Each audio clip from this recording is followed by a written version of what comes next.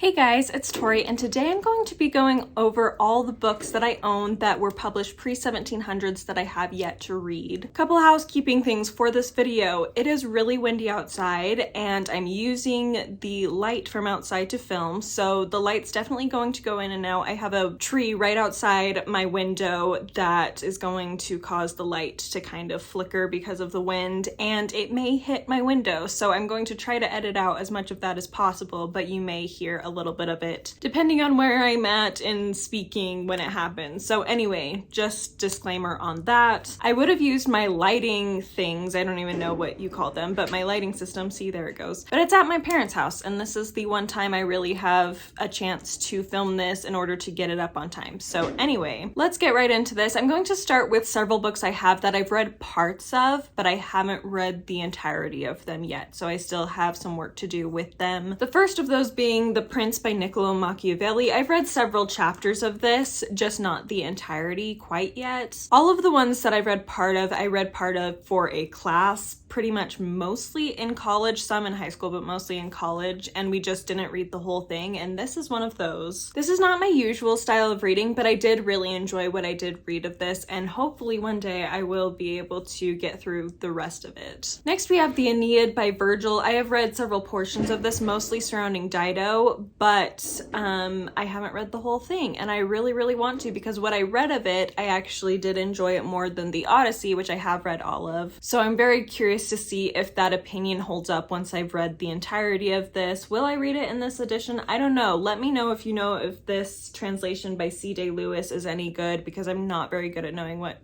good translations are, but this is the one I have for now. So whenever I get to it, I'll probably read from this unless you guys suggest another one that you think is better. Another one I have for this portion is Ovid's Metamorphoses. I have read a good chunk of this, but not, like I said, not the entirety, so I really would love to read the entirety of this, especially because it's so central to what we know about Greek mythology in general, which I just find really fascinating, and I've just heard great things about this. I have a translation by A.D. Melville.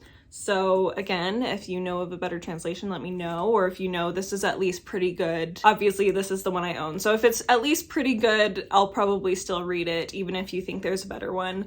But just let me know if it's a really bad one so that I don't get too deep into it and end up wishing I had a different one. So anyway, very excited to get to this whenever I can. Then we have a big chunky book, and I've read over half of this, so I've read a good chunk of it, but there's a large portion I have not read, and that is Don Quixote by Miguel de Cervantes. I was in a class in high school where we read the first part of this and then a portion of the end of the second part. So I've read, like I said, about over half of it, but there's a big portion of the second part that I have not read. So I really would love to revisit this and read it in its entirety at some point. It is one I really enjoyed, so hopefully I can get to it, although it is such a chunky book and I have so many chunky classics on my TBR, so we'll see whenever I'm able to get to it, but someday I will attempt. Just a few more in this category. I also have the complete poems of John Donne. I've read several of his poems for several different classes, so I've read I don't want to say a good chunk of them, that's misleading because I definitely have read only a few, but I've read at least some of his work and I would really love to read the complete works at some point. Next up, I have the Decameron by Giovanni Boccaccio. I've read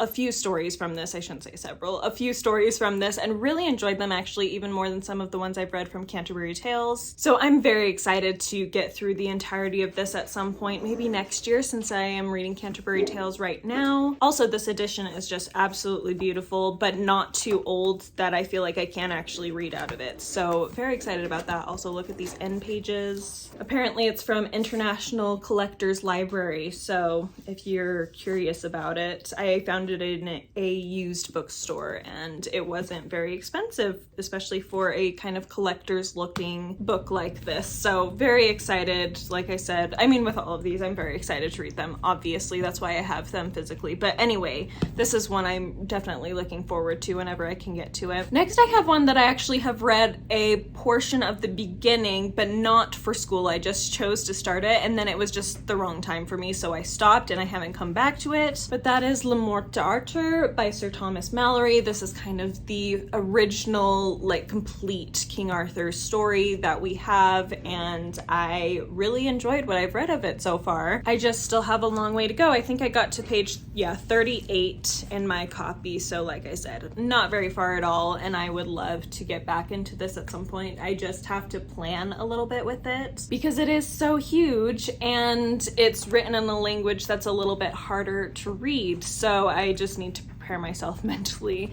to take this on. But maybe sometime next year, we'll see. This is one I think I want to get to faster than some of the others, so again, we'll see exactly what happens, but I do really want to get through this. And then, of course, I have my complete works of William Shakespeare. I've read 15, I believe, of his 36 plays and then some of his sonnets, so I still have a lot of work to do with him, but I don't mind. I'm fine to have several more years of being able to pick up a new Shakespeare play here and there, so yeah, I'm very excited to continue with him throughout my life. Okay, now moving into the books I have that I have not read any of that I want to get to. Obviously, they were all from this section of my bookshelf since there's a giant hole there now. But anyway, the first book I have is the Iliad by Homer. I have read, like I said, the entirety of the Odyssey and enjoyed it. It wasn't a favorite or anything, but I did enjoy it. And I was actually not planning on ever reading this book. I just didn't have much interest, and with how long it is, I was like, I don't think I care enough. But I have recently changed my mind based on some things I've heard about it,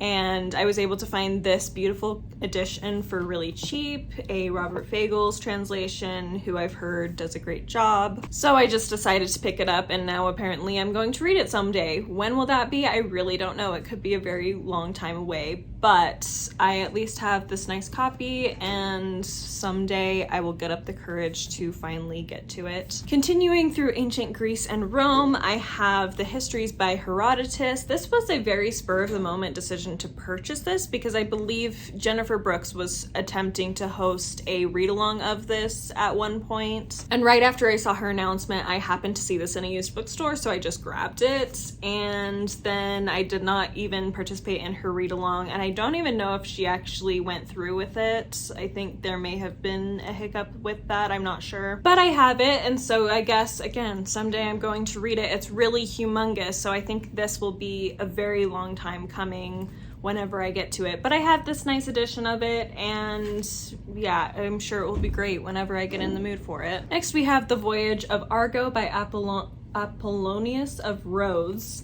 And I don't know anything about this. I don't know if this was originally written in poetry form, but this is a prose translation of it, if it was. So I don't know if that's going to be the best option for me, but this is a story I'm very interested in within Greek and Roman mythology, so I'm excited to read it. And I think Medea plays a role in this, and Medea is one of my favorite plays within the ancient world, so yes, very excited to do that. Also, speaking about that book, I just realized I forgot one that I've read part of but haven't read the completion of, and that is just the 10 Plays by Euripides. I've read one play at this point by Euripides. I'm planning to read another this month. But like I said, I've read Medea, I loved it, and I really hope I enjoy the rest of his works. Okay, getting back on track for the ones I haven't read anything from. Next, I have Prometheus Bound and Other Plays by Aeschylus. I have read the Oresteia by Aeschylus and really enjoyed that, so I'm excited to get into more of his works. I've heard mixed things about Prometheus Bound, but I'm still excited to continue to explore Aeschylus and just ancient plays in general. And the final of my Greek and Roman works I have, this one's Roman specifically, is the Agricola and the Germania by Tacitus. This is one I had hoped to possibly read this month. I don't know if that's going to happen at this point because I have some other priorities, but I really want to make a goal to try to read more Ancients-a-thon type works before next Ancients-a-thon, because this last year I did not read anything, I'm pretty sure, that was from this huge swath of time, except for during Ancients-a-thon. So I want to remedy that, and so maybe this is one I will try to prioritize. This is a history following the Agricola, which I believe is Tacitus's father, actually, who was a leader in the Roman Empire. I could be wrong. No, actually, yes. It looks like it is a description of the career of his father-in-law. So not his father, but his father-in-law. And he dealt a lot with the Britons, and then we learn about interactions with the Germanic tribes as well. So yeah, it seems great and interesting, and I'm excited to get to it. Like with all of these, I need to stop saying that. I need to find a different phrase. Then I moved to my one thing that I own currently, which I'm kind of sad about, that was written in Asia, but that is The Arabian Nights by, I don't think it's by anyone specific actually. This is not the entirety of The Arabian Nights, of course, but this is several of the stories, has several of the stories within it, and I would like to get to them at some point. Again, it's a chunky one, so who knows when I'll get to it, but I do think this is one of the ones that I've had for the longest amount of time. I got this when I was definitely in high school, possibly junior high, but I'm pretty sure it was high school that I got this. And yeah, it's been very, very long since I've had it, and I still have yet to read it, but hopefully we'll get to it eventually. Again, there's a lot of chunky books on this list, so it's probably going to be several years before I get through all of them, but you know, we just keep on keeping on. So anyway, that is one that I have. Next, I have the Saga of the Volsungs, which is a Viking saga, and I have not read a Viking saga before, so this is going to be my first whenever I get to it. This was also on my list for my TBR for this year for Ancients-a-thon, but once again, I don't think I'm going to get to this one by the end of the month, but hopefully, again, I will make more of an effort in the next year before next Ancients-a-thon to read a few more works within this swath of time, so I'm not just saving it for Ancients-a-thon all the time. And then I guess just by default, I'm ending on a few Renaissance era philosophical / religious texts. So first of all, I have In Praise of Folly by Erasmus. This one's definitely more on the philosophical side as opposed to religious, but I've never read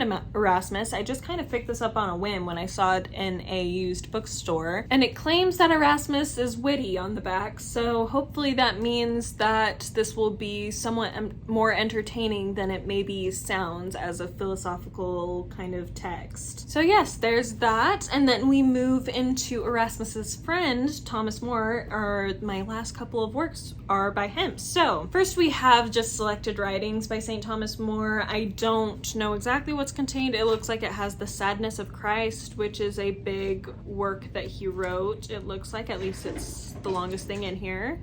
And then there's a few other letters and things throughout it. I've read very little by Thomas More, but what I've read, I've liked his writing style, so I'm curious to see if that continues with this. And last, we have Utopia by Thomas More, which is a description of a city that Thomas More invented in his mind that would be considered utopic, and very basically his idea of the perfect republic in a lot of ways. And I am very curious to see what I think of it when I read it. Okay, so that is it. Again, sorry for the lighting changes and the banging on the window that you would have been hearing throughout. I tried to pause when it was banging at its loudest, but you know, it's hard to know what the wind's going to do. So again, thank you so much for watching. Let me know if you've read any of these, your thoughts on them. If there's any you think I would particularly love, definitely let me know down below. I hope you're having a wonderful Ancients-a-thon, and I will see you next time. Bye!